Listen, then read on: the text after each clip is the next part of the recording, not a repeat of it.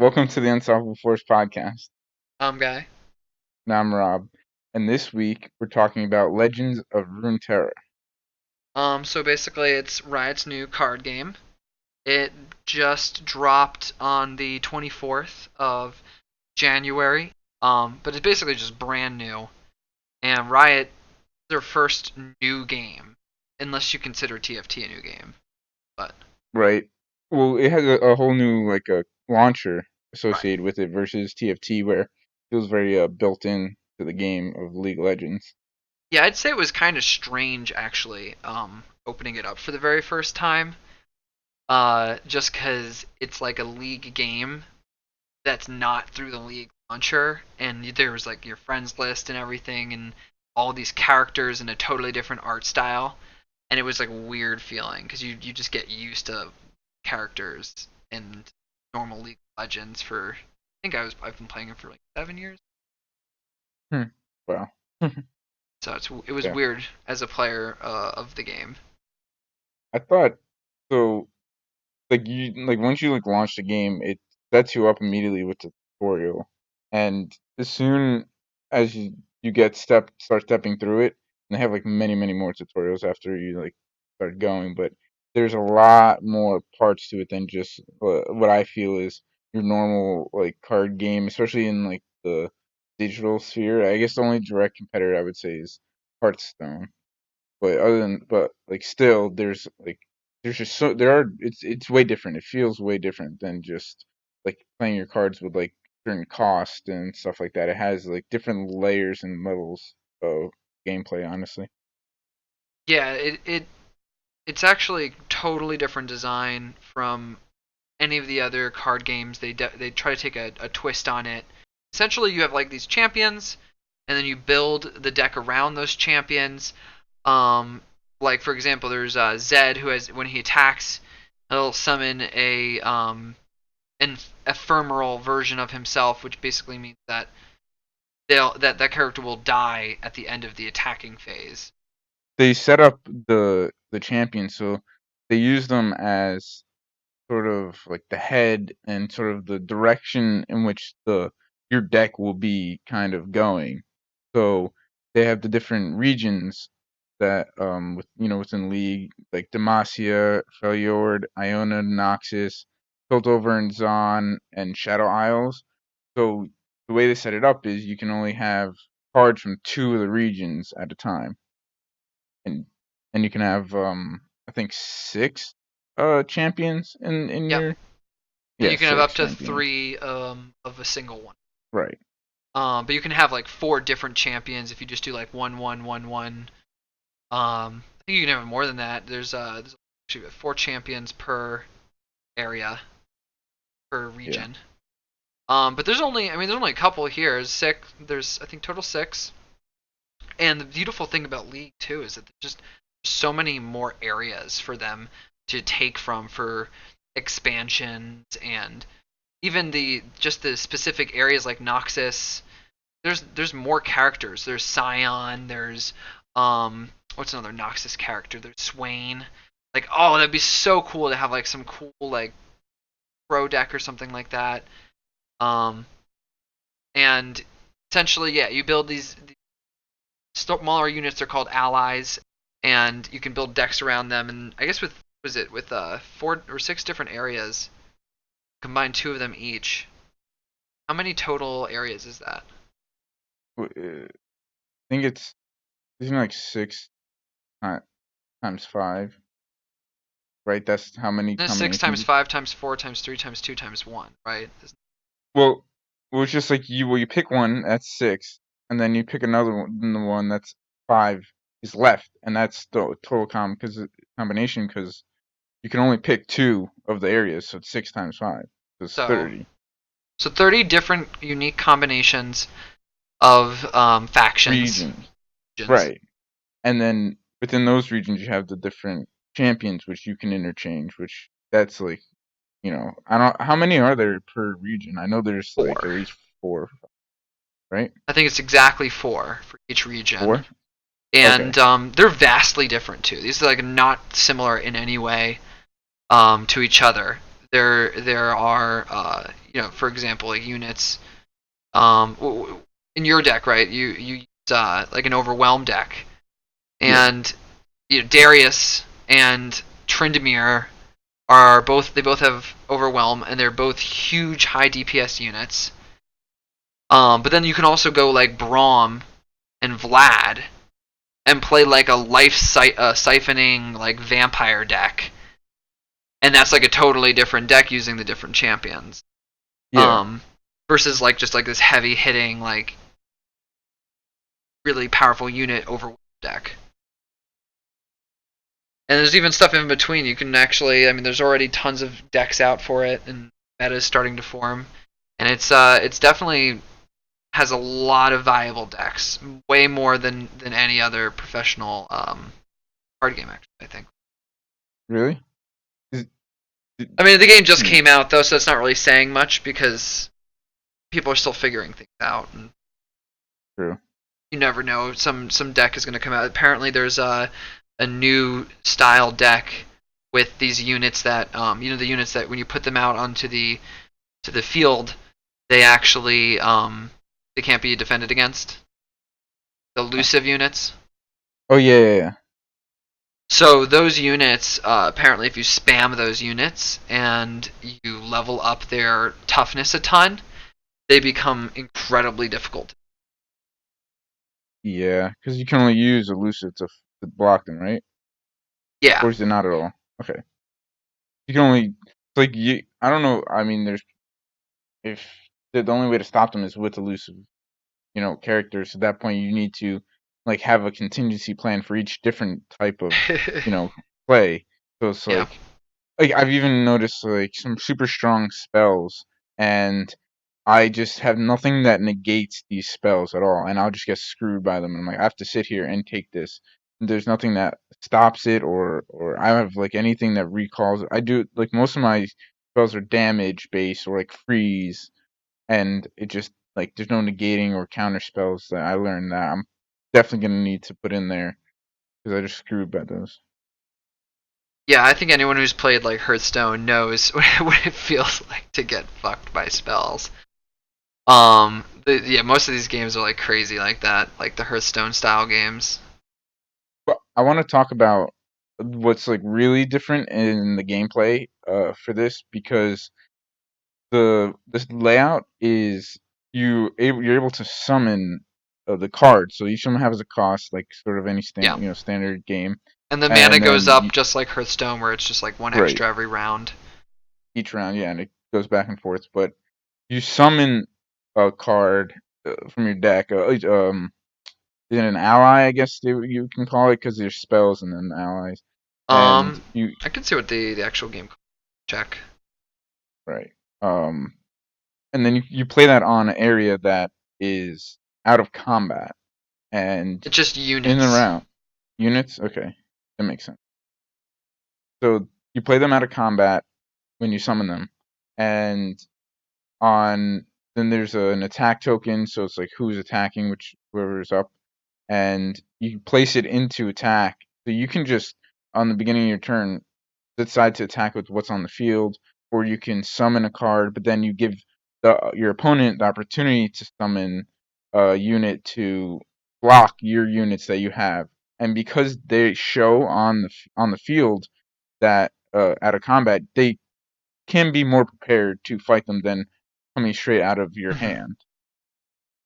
Yeah, and it's like a back and forth. It's a lot of fun. You take your turn attacking, and then you try to attack. Like I can't say attack, but like you basically you take your chance at trying to deal damage to their nexus, and sometimes you are forced not to attack, and uh, Right, it, there's a lot of different choices you get to make in this game because you right, have a because bench, because you have the attacking field, and effects that only work when you attack. So it's like sometimes you're better off attacking even if you kind of have to uh, face what do you call it? Face plant the unit right into the enemy yeah, and or just like kill your own units and sacrifice them.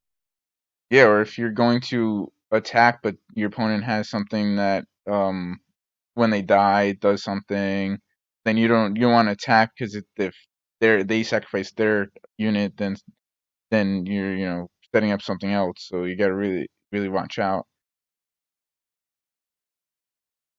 I really think that it's super like diverse and like every. I mean, most of the card games, especially when you're playing, because you can play online, it's like with random people. So it's just play, and you're gonna find that somebody's playing this way or playing that way, and you can kind of feel out the comps. But there's always the chance that they have just some other card that you weren't expecting, even though you saw this comp before, that could just throw it for a loop.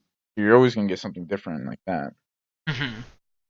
And that's kind of, I don't know, just personally, I've with card games, it's like the learning curve. Like it's okay in the beginning because everybody's learning, and if you're learning when everybody else is learning, it's okay. But it's way different than playing League exactly because in League you know who you're fighting and what abilities they have. But with the playing against somebody's deck, it's just you need to know all these different cards, and it could just come up where they screw you because they have the counter that Yeah. There's a lot of different style decks. And I think that's where this game really shines, is that you can make anything you want. We were just like playing around. I've made over 6 decks already. Probably even more, actually, because I've deleted a couple. And you can import them too. And it's really Yeah. easy to just get a deck off the internet, and then you can fiddle around with those. There's already like a huge community behind it, Forum, and right? forums. Yeah. Yeah. Um, they already have a rank system in the game that you can play. And I think one of the biggest things related to the deck building too, not just the variety of decks that you can build, but the fact that you have a much easier time making decks in this game when you can buy cards. So this game Mhm. actually doesn't have packs at all. Um, it has Not instead, purchasable packs. right. So a pack is like, you open it up and you don't know what you're gonna get. You have at least one rare in there, which is usually how like Hearthstone does it, or most of these games. But this, with what Riot did, is they swapped it out with essentially being able to just buy any card you want individually. So the game gives you something called wild cards, and there's rarities of the wild cards: common, rare, epic, and then like the champions. And because of you get these cards, you can just go into the collection and you can swap out any card you want for them. But it kind of comes with a bit of a twist because you can only buy like so many cards every um so many days. I think it's every week. Yeah, Wait, it wild says cards, six right? days, 9 hours, 13 minutes now. So Yeah, you like they good set up like a stock system exactly. where it refills your like one stock of a wild card that you're able to purchase in that time period. And And, the and it appear prices are really generous too. well, it appears to me that they don't go away either. So once the stock is there, it just stays there for you to buy later. Because I haven't bought anything, so but I keep going back and checking and noticing that they'll just the quantity of each of the wild cards, obviously increases over time, and they'll just stay there. So it's not like, oh, you have the opportunity to buy one today, and Oh, then if you didn't buy it today, then tomorrow you still only have, you can only buy one. That's not how they're doing it. They're letting it stack up so that you can buy over time. so I bought like the whole set of them once the game came out. So I didn't actually get to experience like seeing that it stacks. But if it does stack, that means that if you just make an account and log in, you're just going to start accumulating these cards, Right. and We you don't even have to buy. play. So it's like the hardcore players are going to buy the full Well, it's just to stock every buy them though. week. Right. No, what I'm saying is that there's gonna be two different types of players: the casual players and the hardcore players, right? Hardcore players want every card. They're gonna buy every expansion. They're gonna unlock everything in the game that they can. So those players are gonna buy like every single card every week, or mostly every week. I don't know how many cards in total the game has to unlock, and how long it would take buying these cards, or how much money it would take, but it definitely seems like it's not too difficult, especially with their reward system as well. Right. Um, but it's almost like a subscription in a way. If you do buy them every single week, it's like $15 every week, something like that. Which is this actually? 900, 1020, 1050, 1060. So it would be just a bit over $10, Huh. which is probably actually on purpose Interesting. because that means that I can't just spend $10. I have to spend $20. Oh my. Um, but I guess I'd probably have a lot of leftover coins. They're probably hoping that you buy all the wild cards and then you're left over with like 800 or something like that, or maybe even a little bit more. And then you just go and you buy uh, you can actually you unlock these. They're called guardians. There's like these little pets that are in your game. You can buy new ones. Looks like the icon, 590. like your little avatar that's on the side or whatever. Yeah.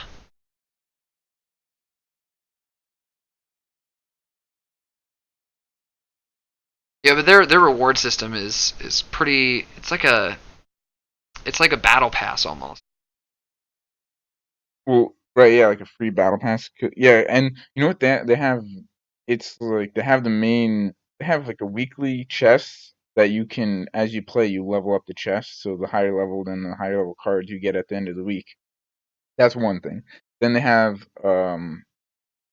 challenges, I think they're calling it, where it's like play, 15 Demacia cards or whatever, and like win this many times, then you get XP, which upgrades your chest for the. And then on top of that, there's like the battle passes, and that's in each different region. They have the battle passes. So you can level them up so that you'll be able to get packs along in battle pass. You know what we're calling battle pass in the deck you're going to be building and Mhm. you're going to be playing. Yeah, you can pick which faction you want to get the cards of, and just get those cards, and you can like switch between them at any point if you change your mind. Which is kind of goes back into the whole building your deck building experience is very good because even if you don't want to spend money, you just choose the faction you want, and as you unlock that faction, you'll just get all the cards of that faction, or at least it seems like that gives you most of them. Yeah, it's I'm curious if by the end of it you actually do get like uh, almost every card. in there maybe. It's curious because they have so much more content available to come out in the future that they can be really generous because they're basing a lot of the cards around the champions already, that are already developed. It's just the allies, all the units that are like the followers of each region, like those are things that they have to come up with. And that's what will just take time, even though they have like a baseline and all the different abilities that they have. I just think that they have the ability to be generous with the cards Yeah. because of what how much content they're able to put out, especially with Riot, how much they do put out versus Blizzard. They don't put shit out. They So don't put anything out, man.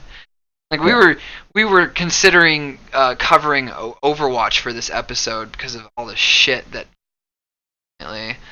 but decided to do this instead. yeah, But honestly, I think that's the main reason this game is going to do so well is that it's on the back of the biggest game in the history of gaming, of professional gaming, of competitive gaming, League of Legends. There really is no comparing. Even like Fortnite, sure it has players. Does it have the esports scene that's been around for this long and basically set up Fortnite and mm, explained how their models should work and how an esports like the entirety of esports is on the back of League basically. They're the ones who got every company to believe that esports is worth investing in. They were the yeah. first to become like the company. or the biggest like game ever.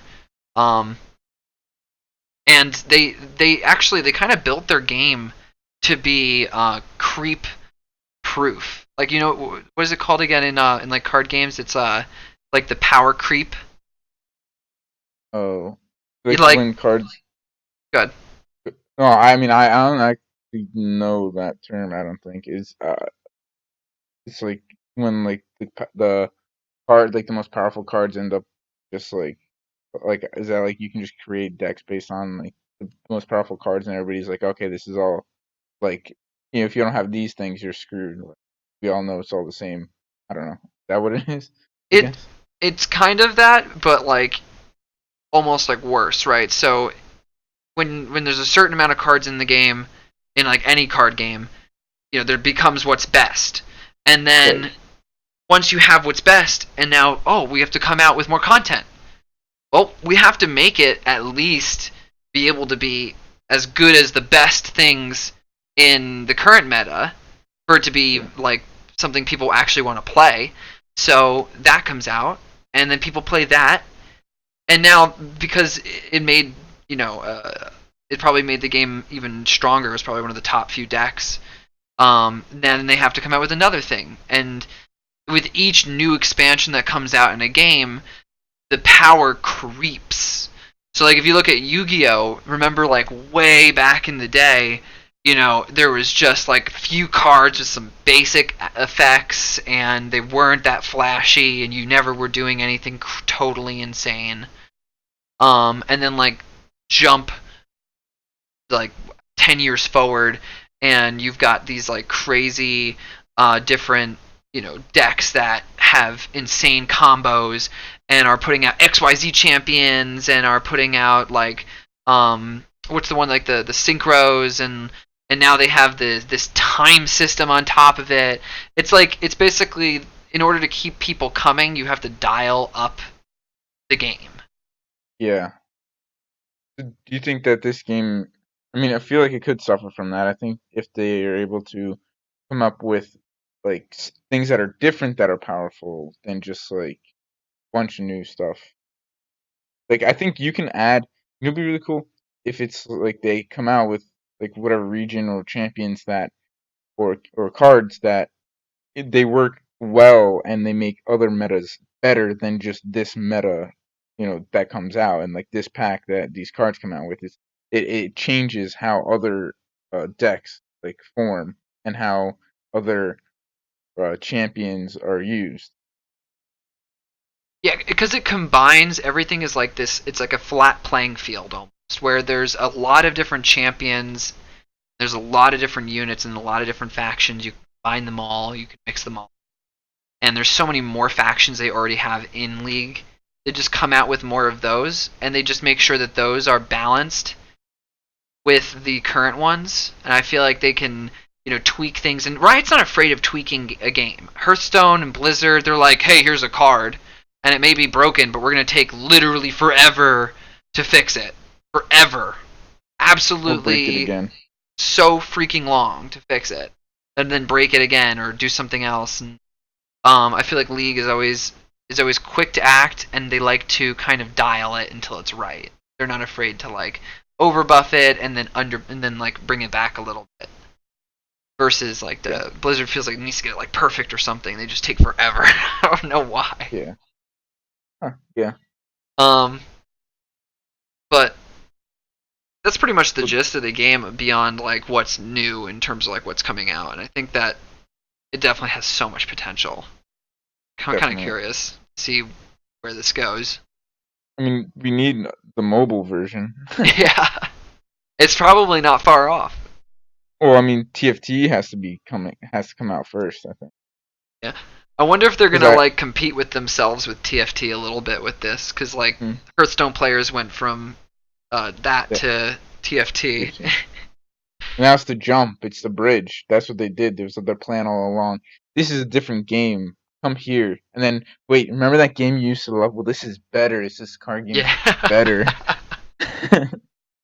But I mean, I just registered, like pre-registered. I remember a while, like a few months ago, pre-registering for TFT Mobile. Now I just pre-registered for Runeterra, so they're coming out with it. But I think the TFT might come out beforehand. I don't think they actually said when. TFT is coming out, I think, in February Okay, at some point. I think it coincides with something else, though. I'm not entirely sure, though. like another Riot game or a Um, different game. Maybe it's like their mobile version of the normal game is coming out at the same Wait, time. of League? Yeah, they're coming out with a mobile version of League. How?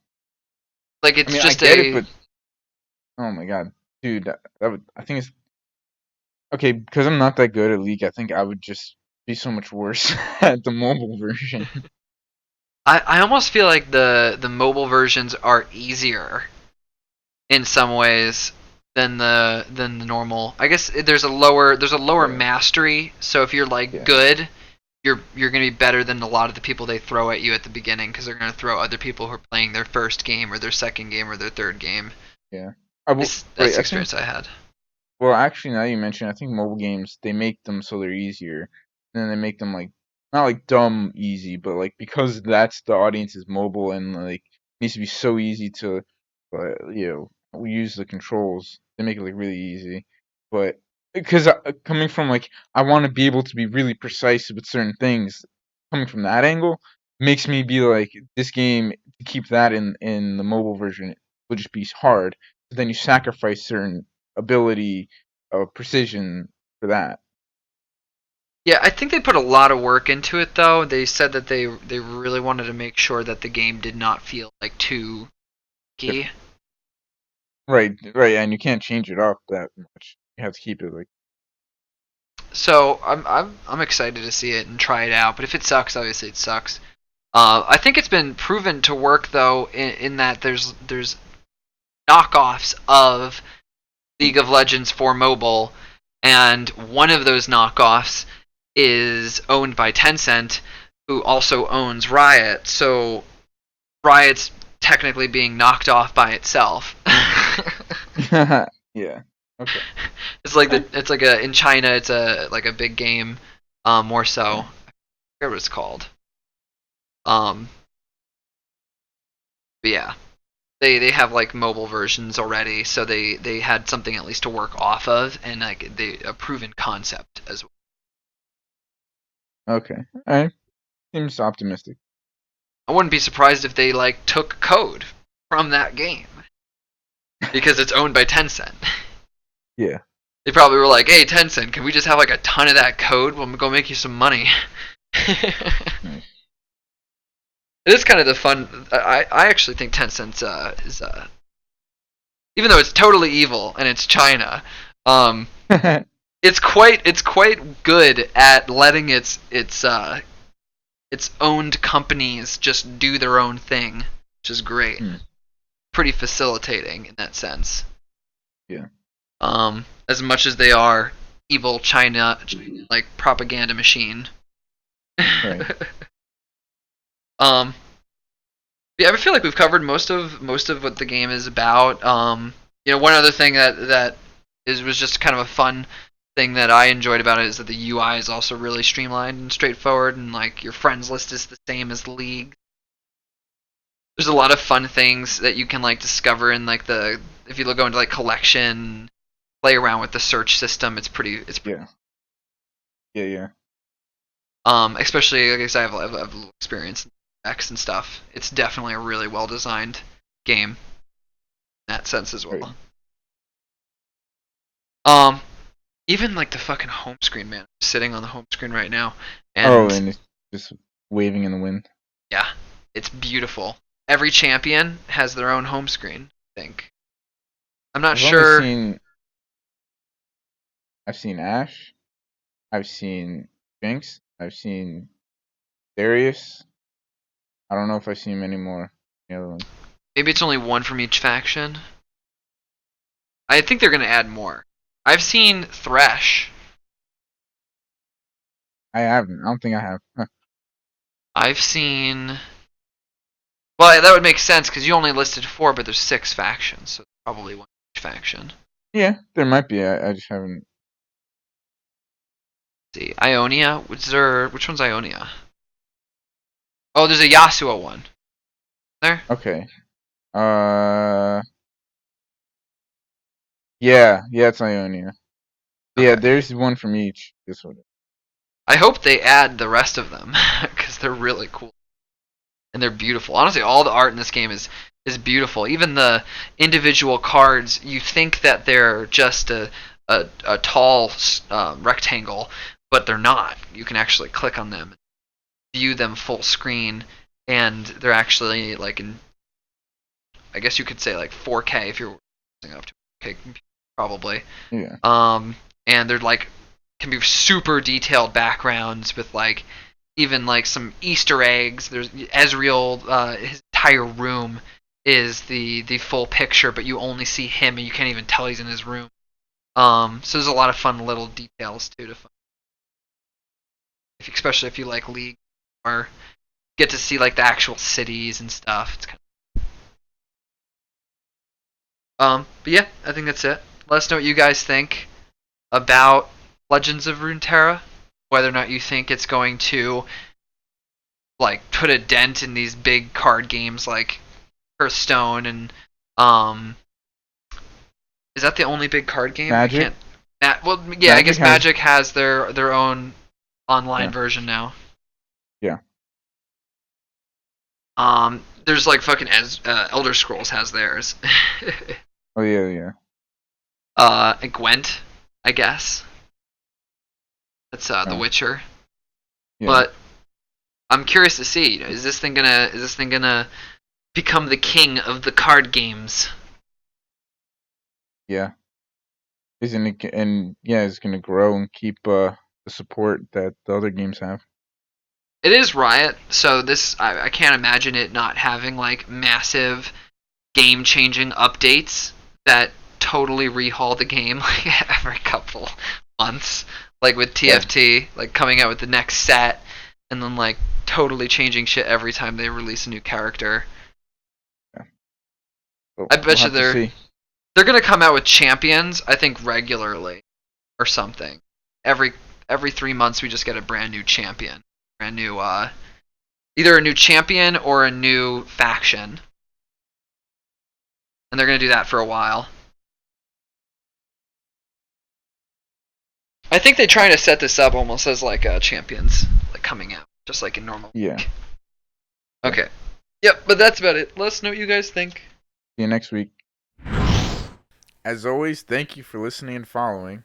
Check us out every Thursday on YouTube, Spotify, Apple and Google Podcasts, anywhere podcasts are available. You can find us on Instagram at Unstoppable Force Podcast and Twitter at UForcePod for news and updates. We'll see you guys next week. And until until then, then, stay stay unstoppable.